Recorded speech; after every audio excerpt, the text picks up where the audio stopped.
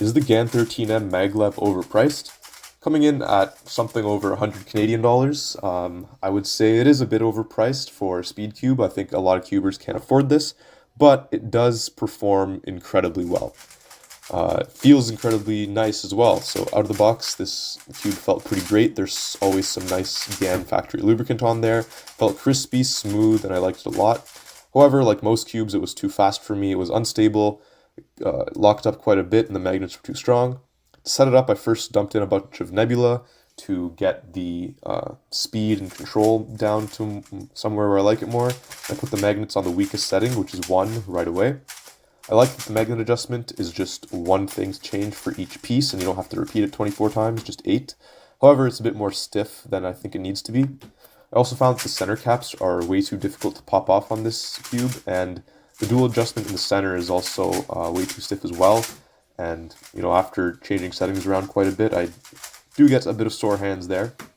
So to set this up, I ended up tightening everything. I put it to 5 on the outer and setting 3 on the inner. The result of this setup was a pretty great and stable cube. It feels gummy and quite controllable for me. It has the perfect kind of flexibility, stability to speed ratio for me, unlike the Tornado, and it performs pretty well. My blocks feel incredibly fast on this. I can spam TPS without having to worry about any sort of lockups.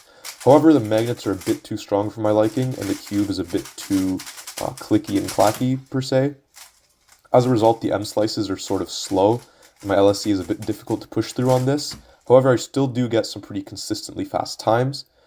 My blocks do feel incredibly stable and controllable, whereas the LSC is bad. CMLL is kind of hit or miss depending on the alg. Sometimes it's incredibly smooth, sometimes I do lock up quite a bit.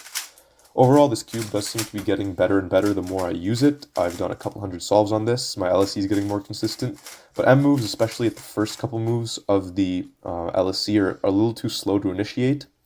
Overall, my best averages on this cube have been a 602 average of 5 and 689 average of 50.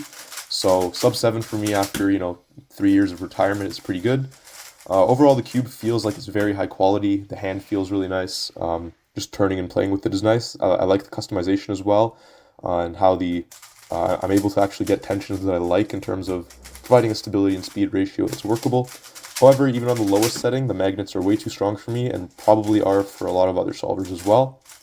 So if you do like stronger magnets, I think this might be worth it for you.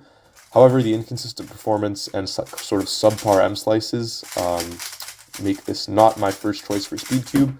I do enjoy playing with it, but it's a bit uncomfortable on LSC.